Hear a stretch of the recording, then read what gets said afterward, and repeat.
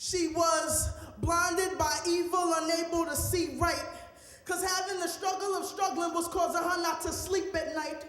Hungry for knowledge, but education seemed to be like kryptonite. Sister stripping, dad booked, mom shooting up at night. Couldn't afford that dress, so she never went to that high school dance. So she hits clubs every night and grinds on any man that gives her a glance. See, contrary to American standards, she's a 21-year-old child. She's been told that her worth isn't measured by her mind and is defined by the prize between the thighs from many guys of different races. From Puerto Ricans to Jamaicans to Africans and Caucasians, and they've all partaken in fucking, which she mistakes for love making. Feeling weak and craving affection, she tries to heal heartbreaks with erections. Contraception is never used, so her mind and her body are never protected. She stares into the eyes of many men, hoping they can fuck the pain away. Love and lust were always confused, but she craves the first and the worst way. She allowed her womb to swell with life when he told her she was pretty, so she never drove from Philly or flew to Florida. And the only trains she had ever seen were the ones men ran on her, disgusted.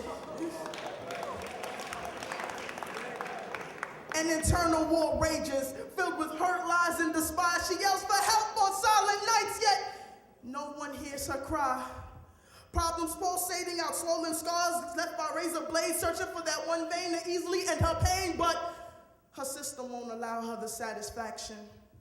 See, she once recognized true love, but love ran out the door when his best friend and her ex-trick said, yo, that ass, my man, your girl's a whore.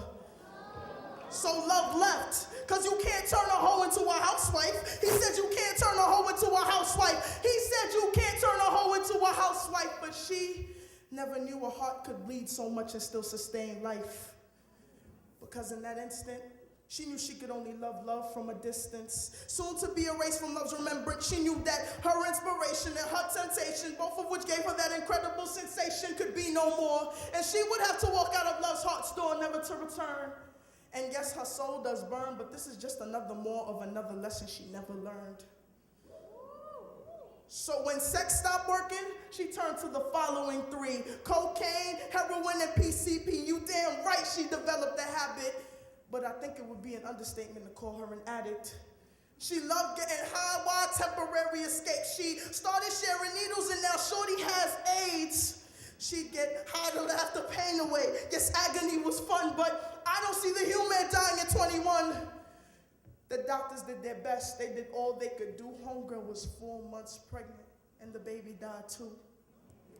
Now, this isn't the story about Brenda or even Susie Q. This is a story about a girl that looked just like you. For years, her mind was locked away in her ribcage. She yearned for escape, physically shattered and mentally raped, so I leave you, hoping that proper paths pull you from acting wild. I wish I could have made her look into a mirror, cause maybe then her pupils could have magically contorted into pupils and she could have taught herself to live a better lifestyle. But she didn't, so now she's just another statistic. Death certificate on file, but I knew the girl behind the story, so I say rest in peace to a 21-year-old child. Peace.